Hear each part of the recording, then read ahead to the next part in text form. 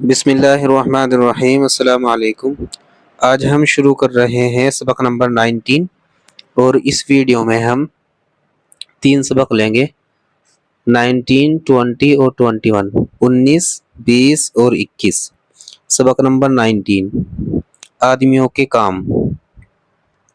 ایک جگہ بستی بسا کر رہنے سے آدمیوں کے کام خوب چلتے ہیں اور سب کو آرام پہنچتا ہے۔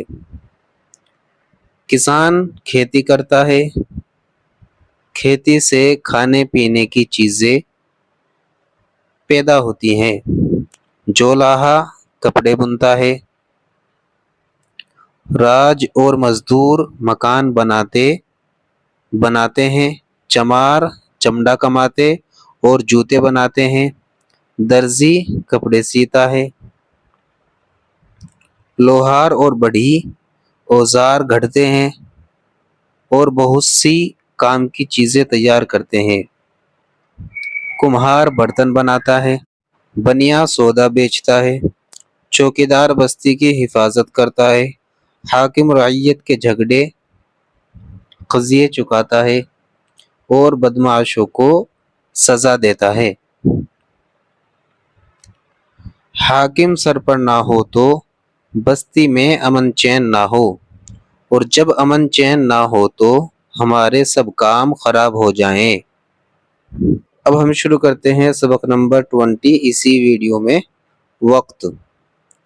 وقت بھی عجیب چیز ہے، بہتے دریا کے مانند چپ چاپ چلا جاتا ہے، جو گھڑی جاتی ہے واپس نہیں آتی، گیا وقت پھر ہاتھ آتا نہیں، کاہل آدمی کو دن کاٹنا مشکل ہو جاتا ہے، محنتی آدمی کا وقت ہنسی خوشی سے گزر جاتا ہے، جو وقت کو کام میں لاتا ہے وہی نفع اٹھاتا ہے، اور جو سستی کرتا ہے وہ مصیبت بھرتا ہے۔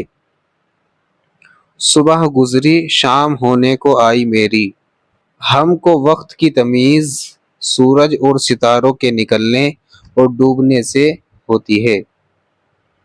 پل، گھڑی، منٹ، گھنٹہ، دن، رات، ہفتہ، مہینہ اور برس یہ وقت کے حصے ہیں۔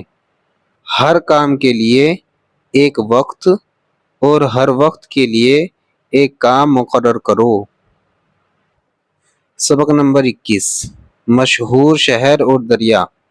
ہندوستان میں سب سے بڑے شہر ممبئی اور کلکتہ ہیں۔ بمبئی پچھم میں اور کلکتہ پورب میں سمندر کے کنارے پر ہیں۔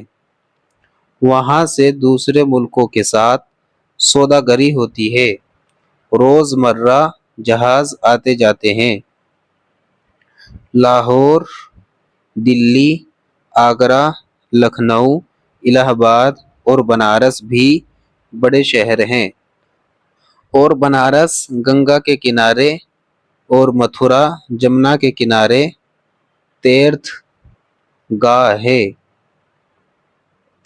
گنگا اور جمنا ہندوستان کے بیچ میں ہیں، یہ دونوں دریا الہ آباد کے نیچے مل کر ایک ہو گئے ہیں۔